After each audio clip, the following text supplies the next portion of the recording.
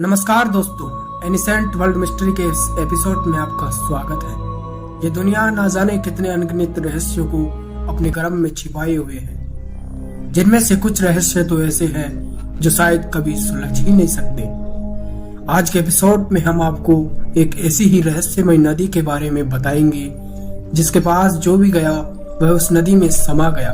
वैसे तो नदियों को हमारे देश में जीवनदायिनी कहा जाता है, क्योंकि नदियां जहां से भी गुजरती है वहां वे अपने चारों ओर के खेतों को अपने जल से संचित करती हुई गुजरती है।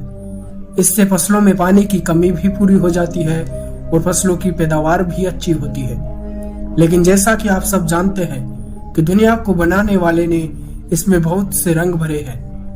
बहुत सी चीजें ऐसी है जिनका हमें ज्ञान भी नहीं हो पाता। यहाँ हम इसी प्रकार की एक नदी के बारे में देखेंगे कि नदी देखने में बहुत ही खूबसूरत है और इसकी खूबसूरती की वजह से लोग इसके पास गए, पर आज तक कोई जिंदा नहीं लौटा और ना ही आज तक उनका मृत शरीर मिला। ये नदी इंग्लैंड में है और इसका नाम है वार्फ नदी। इस नदी को बेहद ही खतरनाक माना जाता है। यह महज 6 फीट चौड़ी है, लेकिन इसकी गहराई बहुत ही ज्यादा है। कहा जाता है कि इस नदी के नीचे एक रहस्यमयी खाई है और जैसे ही कोई इस नदी में उतरता है वह तेज भाव की वजह से उस नदी के नीचे रहस्यमयी खाई में पहुंच जाता है, जिसमें आज तक किसी ने जाने की हिम्मत नहीं की है। कई बार वैज्ञानिकों ने इस नदी में आधुनिक उपकरण की मदद से उस खाई में देखने की कोशिश की, परंतु जैसे ही वह उपकरण पानी में उस खाई के पास जाता वह खराब हो जाता और वहां नुकीली चट्टानों से टूटकर गिर जाता। स्थानीय प्रशासन ने इस खतरे को देखते हुए इस नदी में घुसने पर पूरी तरह से प्रतिबंध लगा दिया है और नदी के आसपास बाकायदा इससे जुड़े बोर्ड भी लगे हुए हैं, जिस पर साफ लिखा है कि नदी में तैरना मना है। हालांकि इसके बावजूद कई लोग गलती से इस नदी में घुसकर अपनी जान गंवा चुके हैं। साल 2010 में एक 8 साल के लड़के की मौत इस नदी में डूबने की वजह से हो गई थी।